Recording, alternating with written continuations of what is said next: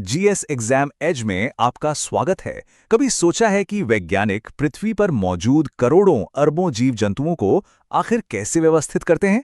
आज हम इसी फैसिनेटिंग दुनिया में गोता लगाने वाले हैं, जहां हर चीज को उसकी सही जगह पर रखा गया है।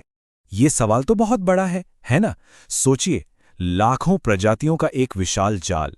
इसमें हम व्यवस्था कैसे बनाते हैं? खैर, इसी पहेली को विज्ञान की एक बहुत ही दिलचस्प ब्रांच सुलझाती है, जिसे हम कहते हैं वर्गीकरण विज्ञान या टैक्सोनॉमी। तो आज का हमारा सफर कुछ ऐसा रहेगा। हम जीवन के सबसे बड़े समूहों से शुरू करेंगे और फिर हमारे आसपास के पौधों और जानवरों की बारीकियों को समझेंगे। चलिए शुरू करते हैं। चलिए, सबसे पहले इस पूरी व्यवस्था की नींव को समझते हैं। हम टैक्सोनॉमी के मूल सिद्धांतों को देखेंगे और उस महान वैज्ञानिक के बारे में जानेंगे जिन्होंने इस पूरे सिस्टम की शुरुआत की थी। तो टैक्सोनॉमी असल में वो साइंस है जो हमें जीवों की पहचान करने, उन्हें एक नाम देने और फिर उन्हें सही ग्रुप्स में बांटने में मदद करती है। और इस फील्ड के हीरो हैं कैरोलस लिनियस, जिन्हें टैक्सोनॉमी का जनक भी कहा जाता है। सच कहूं तो उनके काम ने बायोलॉजी को देखने का हमारा नजरिया ही हमेशा के लिए बदल दिया। अब ये जो हायरार्की है ना, इसे समझने का एक बहुत ही आसान तरीका है। इसे एक पोस्टल एड्रेस की तरह सोचिए। हम सबसे बड़ी कैटेगरी जगत से शुरू करते हैं और धीरे धीरे नीचे आते हुए सबसे छोटी और स्पेसिफिक यूनिट जाति तक पहुंचते हैं। ठीक वैसे ही जैसे देश से राज्य, शहर और फिर आपके घर तक का पता होता है। जरा सोचिए, शुरुआत में लिनियस ने जीवन को सिर्फ दो बड़े बक्सों में बांटा था, पौधे और जानवर। लेकिन जल्द ही ये साफ हो गया कि ये तो काफी नहीं है। बैक्टीरिया और मशरूम जैसे जीव भला कहाँ फिट होते? यहीं पर आर.एच. विटकर ने कदम रखा और 1969 में 5 जगतों का एक कहीं ज्यादा बेहतर सिस्टम दिया, जो आज भी हमारी समझ का आधार है। तो चलिए सीट बेल्ट बांध लीजिए। अब हम विटेकर के इन 5 अद्भुत जगतों की एक तेज यात्रा पर निकलते हैं। सबसे पहले आता है मोनेरा, जिसमें जीवन के सबसे पुराने और सरलतम रूप शामिल हैं। इनकी कोशिकाओं में एक वेल डिफाइंड न्यूक्लियस यानी केंद्रक नहीं होता, इसीलिए इन्हें प्रोकैरियोटिक कहा जाता है।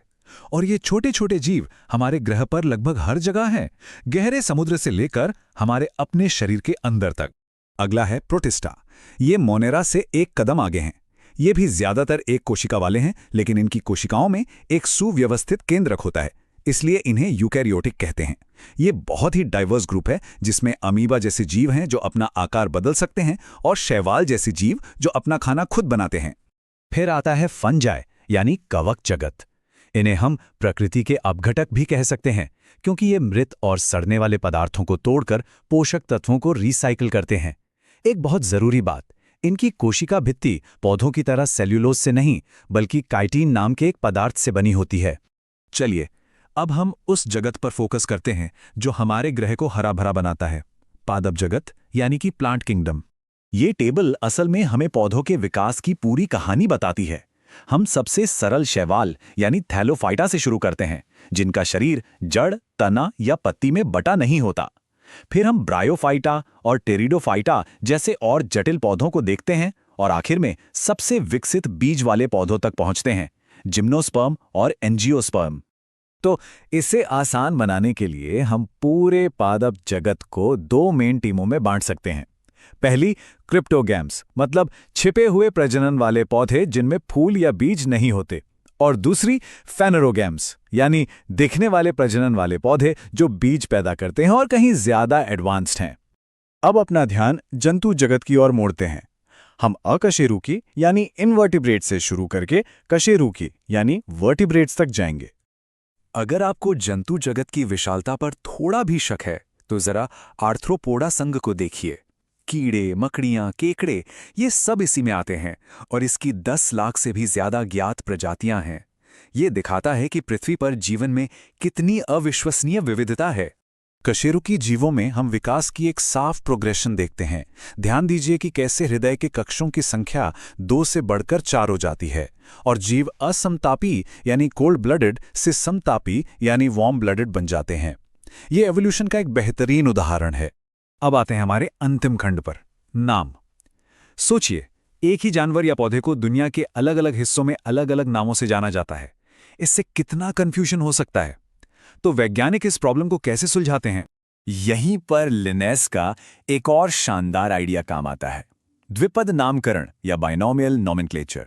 ये एक सरल लेकिन बहुत पावरफुल नियम है। हर प्रजाति को 2 शब्दों का एक यूनिक साइंटिफिक नेम दिया जाता है, जो पूरी दुनिया में सिर्फ उसी का होता है। कोई कंफ्यूजन नहीं, कोई गलतफहमी नहीं। नियम बहुत सीधा सा है। पहला नाम होता है वंश यानी जीनस का और दूसरा नाम होता है जाति यानी स्पीशीज का। इसका सबसे अच्छा उदाहरण हम खुद हैं, होमो सेपियंस। चलिए, अब जो कुछ सीखा है उसे परखने का समय है। एक आम सवाल, क्या ब्लू व्हेल एक मछली है? क्या लगता है? जवाब है बिल्कुल नहीं। भले ही वो एक मछली की तरह दिखती है और पानी में रहती है, लेकिन उसकी बायोलॉजी एक अलग ही कहानी कहती है। उसका 4 कक्षीय हृदय और फेफड़ों से सांस लेना उसे साफ तौर पर एक स्तनधारी यानी मैमल बनाता है, ठीक हमारी तरह। ठीक है, एक और सवाल, क्या चमगादड़ एक पक्षी है क्योंकि वो तो उड़ सकता है? इसका जवाब भी है नहीं। ये एक बहुत कॉमन मिसकंसेप्शन है। सिर्फ इसलिए कि कोई चीज उड़ सकती है, इसका मतलब ये नहीं कि वो पक्षी है। चमगादड़ बच्चों को जन्म देते हैं और उन्हें दूध पिलाते हैं, और ये स्तनधारियों के क्लासिक लक्षण हैं। और ये हमें एक बहुत ही इंटरेस्टिंग सवाल पर छोड़ देता है।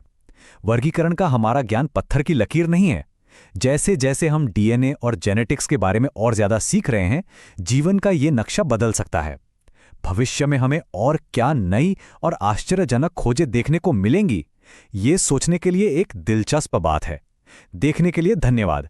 अगर आपको ये जानकारी पसंद आई तो इस वीडियो को लाइक और शेयर करना ना भूलें, और ऐसे ही और वीडियो के लिए हमारे चैनल को सब्सक्राइब करें।